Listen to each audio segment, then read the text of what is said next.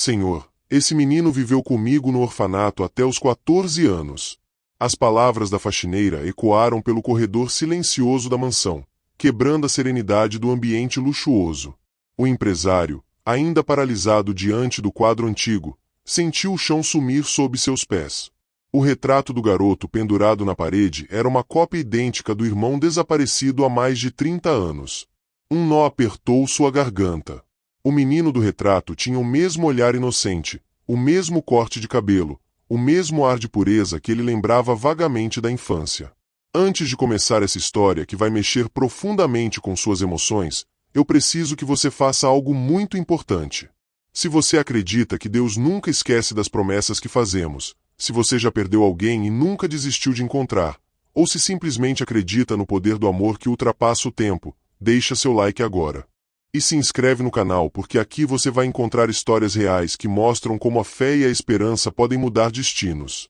Ativa o sininho para não perder nenhuma história emocionante. Agora vem comigo porque essa história vai tocar seu coração de uma forma que você jamais esquecerá. A faxineira tremia, tentando conter o choro. Eu o conhecia pelo nome de Pedro, mas ele nunca falou da família. O empresário Roberto aproximou-se lentamente. O ar parecia mais denso, como se o passado estivesse ali voltando em forma de memória viva. Roberto Almeida era um homem acostumado ao silêncio das suas próprias conquistas.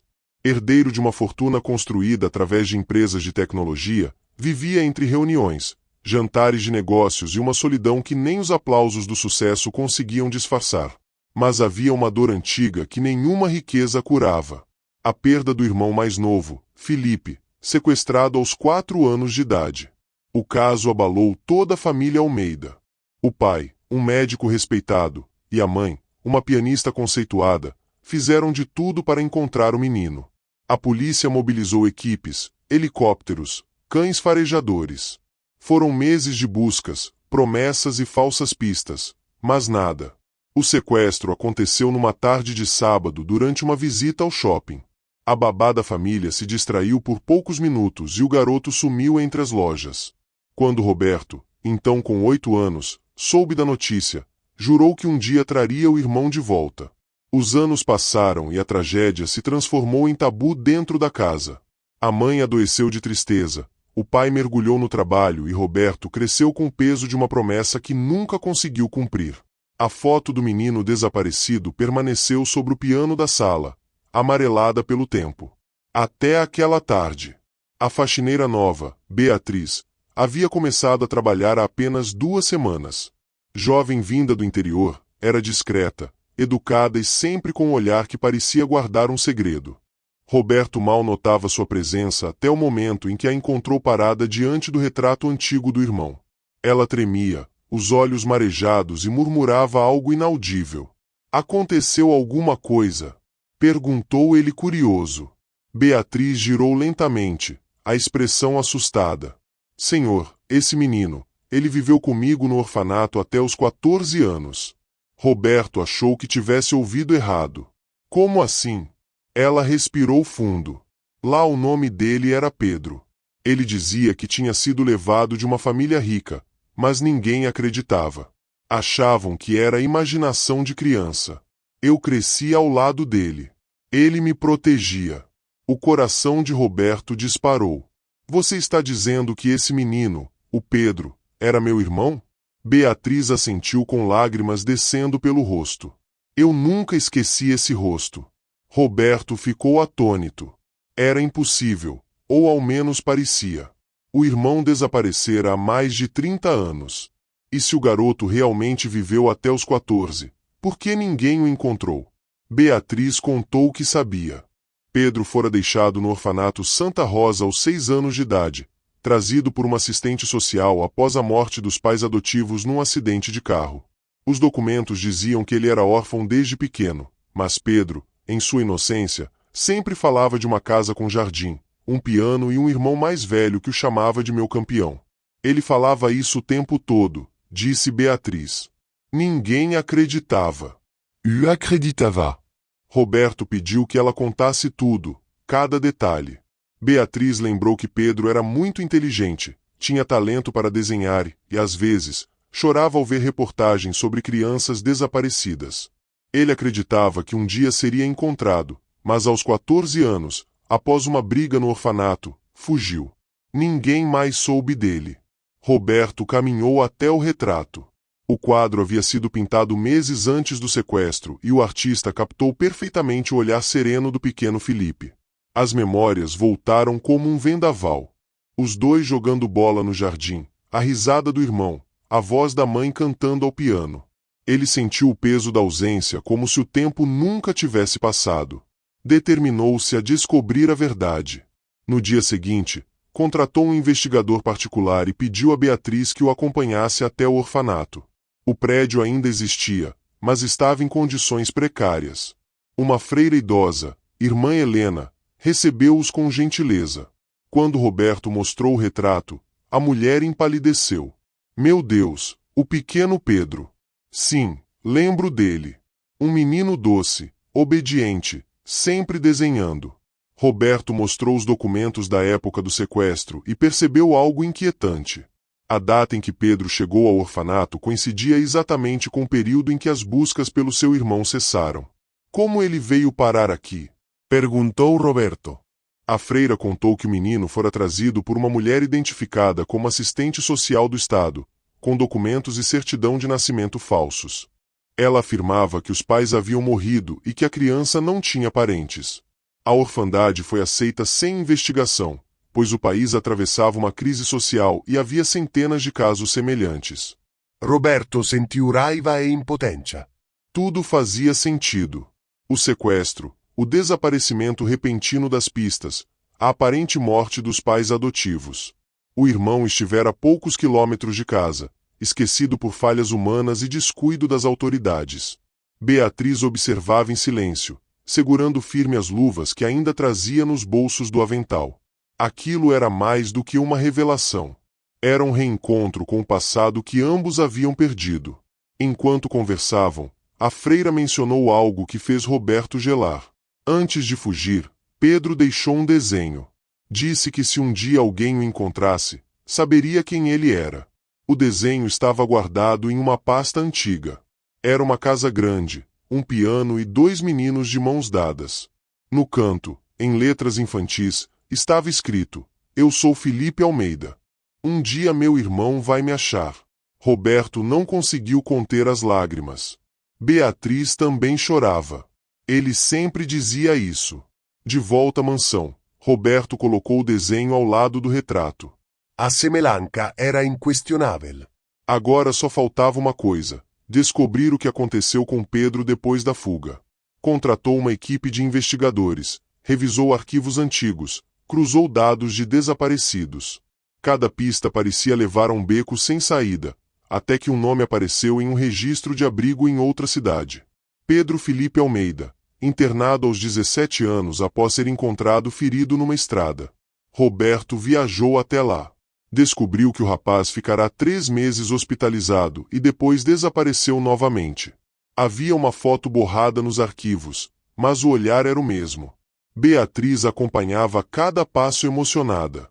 Eu o procurei por anos, mas nunca tive coragem de falar com ninguém. Achei que nunca mais o veria.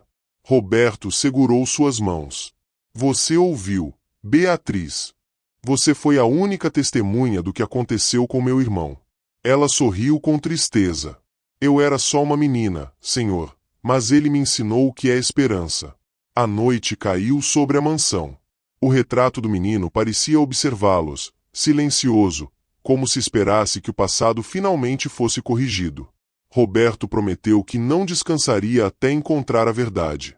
E naquela promessa havia mais do que busca por justiça. Havia o desejo de unir as peças perdidas de 2 vidas marcadas pela ausência, a do menino desaparecido e a da mulher que o amou como irmão. Você já passou por alguma situação onde precisou esperar anos por uma resposta de Deus? Onde a esperança parecia ter morrido, mas algo dentro de você insistia em acreditar? Se sim, eu quero que você vá até os comentários agora e escreva: Eu nunca desisto das promessas de Deus. Escreve aí: Eu nunca desisto das promessas de Deus. Sabe por quê?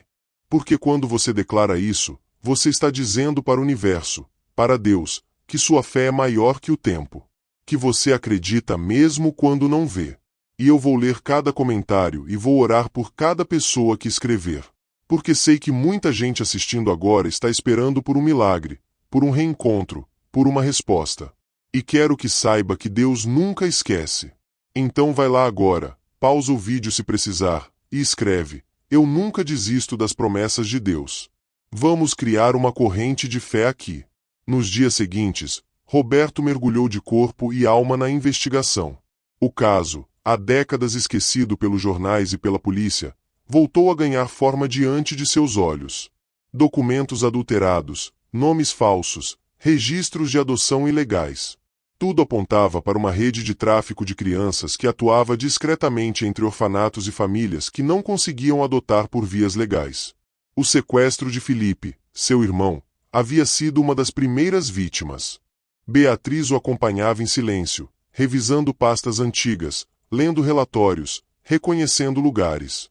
Ela parecia sentir cada descoberta como uma ferida que voltava a abrir. À noite, sentavam-se no escritório da mansão, entre pilhas de papéis e lembranças. A cada nova pista, o rosto no retrato parecia ganhar vida, como se o menino de alguma forma os estivesse guiando. Numa madrugada, um dos investigadores ligou para Roberto. Encontramos algo. Um registro médico de um homem que deu entrada em 2015 sob o nome de Pedro Felipe. Ele tinha 33 anos. Sofrerá um acidente e foi internado em um hospital público em Belo Horizonte. Roberto e Beatriz viajaram no mesmo dia. No hospital, foram conduzidos até o setor de arquivos. Um médico idoso que trabalhará lá por décadas os recebeu. Lembro bem dele, disse o doutor. Foi trazido sem documentos. Sofria de amnésia parcial. Ficou internado uns meses e depois desapareceu. O médico contou que o homem era tranquilo, falava pouco, mas desenhava com perfeição. Tinha talento de artista. Fazia retratos de crianças o tempo todo, lembrou o doutor. Roberto, com o coração acelerado, perguntou se havia algum desenho guardado. O homem abriu uma gaveta antiga e retirou uma pasta amarelada. Dentro havia várias folhas, e em uma delas, um desenho nítido de um piano e 2 meninos de mãos dadas. Beatriz levou a mão à boca. Ele nunca esqueceu. O médico então revelou algo ainda mais surpreendente. Antes de sair, ele deixou um endereço dizendo que precisava visitar um orfanato antigo em São Paulo. Depois disso, nunca mais tivemos notícias. Roberto e Beatriz voltaram à cidade onde tudo começara. O orfanato, agora abandonado, era uma ruína coberta de vegetação e silêncio. Entraram com lanternas, o piso rangia, as janelas batiam, como se o passado reclamasse presença. No antigo dormitório dos meninos, Beatriz parou diante de uma parede coberta por rabiscos. Entre eles, um desenho se destacava, uma casa, um piano e a frase: "Voltei, mas ninguém me esperava." Beatriz começou a chorar. Ele esteve aqui, Roberto. Ele voltou. Roberto ajoelhou-se diante da parede, tocando as linhas com os dedos trêmulos. E nós nunca soubemos. Aquela frase simples e devastadora fez o empresário perceber a extensão da perda. Não era apenas o irmão que havia desaparecido. Era uma vida inteira de afeto, um elo quebrado por descuido e destino. Mas ainda havia esperança. Um dos investigadores encontrou um registro recente de um artista de rua que usava o nome Felipe Almeida em feiras de artesanato no interior de Minas Gerais. O homem era descrito como calmo, introspectivo e vendia retratos infantis feitos à mão. Roberto e Beatriz seguiram imediatamente para lá. Chegaram a uma pequena cidade cercada por montanhas. No centro, uma feira colorida acontecia sob o sol da tarde. Entre barracas e risadas, Beatriz o viu primeiro. Um homem de barba curta, roupa simples, pintava o retrato de uma menina com pinceladas delicadas. O olhar concentrado, a postura serena. Havia algo familiar e dolorosamente reconhecível. Beatriz se aproximou devagar. Pedro! Ele levantou os olhos. Por um instante, o mundo pareceu parar. A expressão dele foi de espanto e confusão. Depois, emoção. Eu te conheço, murmurou hesitante. Do orfanato. Beatriz. Ela começou a chorar. Sim, sou eu. Roberto se aproximou, o coração em disparada. Felipe, disse com a voz embargada. O homem ficou pálido. Felipe, repetiu confuso. Roberto retirou do bolso o desenho antigo. Você fez isso. Era o seu jeito de lembrar da gente. Os olhos de Pedro se encheram de lágrimas. Ele pegou o desenho com as mãos trêmulas, e como se algo dentro dele se destravasse, começou a chorar. Eu sonhava com essa casa, com esse piano, com um irmão que prometeu me encontrar. Roberto o abraçou com força. Eu nunca desisti de você. As pessoas na feira pararam para assistir sem entender. Dois homens, agora adultos, se abraçavam como quem tenta recuperar uma vida inteira roubada. Beatriz Carava, Serindo. Era como se o tempo tivesse finalmente devolvido o que o destino arrancara deles. Nos dias seguintes, Felipe foi levado a exames e consultas. Os médicos confirmaram que ele sofria de traumas profundos e bloqueios de memória, resultado das mudanças violentas na infância e do acidente que quase o matou. Mas aos poucos, recordações começaram a voltar. O cheiro do piano, o jardim da casa, o rosto da mãe. De volta à mansão, Felipe caminhou pelos corredores como quem visita um sonho antigo. Parou diante do retrato, o mesmo que havia reconhecido inconscientemente em suas memórias. Olhou para Beatriz e Roberto. Eu achei que vocês tinham me esquecido. Roberto sorriu com lágrimas nos olhos. Nunca. Eu procurei por você a vida inteira. Beatriz, emocionada, completo. Ele te esperou em cada traço, em cada lembrança. Felipe passou a morar temporariamente na mansão, cercado de cuidados. As noites eram longas, mas cheias de conversas que pareciam curar feridas antigas. Beatriz tornou-se o elo entre os dois irmãos, lembrando os detalhes da infância perdida e os momentos no orfanato. Certo dia, ao abrir uma antiga caixa de correspondências, Roberto encontrou uma carta amarelada que a mãe havia deixado antes de morrer. Se um dia o destino trouxer Felipe de volta, diga a ele que o piano ainda o espera, que o amor nunca esquece. Roberto mostrou a carta ao irmão, que sorriu com lágrimas. Mamãe sempre tocava Chopin, lembra? Roberto assentiu. Lembro. Ela dizia que cada nota era uma oração. Naquela noite, os dois se sentaram diante do piano coberto por poeira. Roberto tocou as primeiras notas trêmulas e emocionadas. Felipe o acompanhou, improvisando como quando eram crianças. E pela primeira vez em 30 anos, o som do piano encheu a mansão. Beatriz observava da porta com o coração leve. Sabia que aquele momento não era apenas um reencontro de irmãos, era o renascimento de uma família inteira. Mas havia ainda uma última revelação. Dias depois, ao revisar os arquivos antigos, Roberto descobriu o nome da mulher que havia entregue Felipe ao orfanato com documentos falsos. Era uma enfermeira chamada Mariana Costa, que trabalhará em hospitais particulares na época. Uma investigação rápida revelou que ela fora paga por uma família rica que não podia ter filhos. A intenção nunca foi machucar o menino, mas criá-lo. Contudo, o destino interveio com o acidente fatal dos pais adotivos. Roberto decidiu não buscar vingança. O passado já cobrou o suficiente, disse ele. Em vez disso, criou uma fundação com o nome da mãe, dedicada a localizar crianças desaparecidas e apoiar orfanatos. Beatriz foi nomeada coordenadora. Felipe, agora artista reconhecido, pintou o logotipo da instituição, dois meninos de mãos dadas diante de um piano. No dia da inauguração, repórteres e convidados lotaram o salão principal. Roberto subiu ao palco e disse: esta história começou com uma promessa. Um irmão prometeu encontrar o outro e uma mulher com coração puro manteve viva a lembrança do que o mundo tentou apagar. Hoje transformamos dor em esperança. Felipe o abraçou diante de todos. O amor nos encontrou, Roberto, mesmo depois de tudo. Beatriz, entre lágrimas, olhou o retrato pendurado na parede, o mesmo que dera início a tudo. Agora ele parecia sorrir. E assim, no mesmo lugar onde a dor nasceu, nasceu também a redenção. Porque o tempo pode apagar rostos, mas jamais apaga o amor que insiste em lembrar.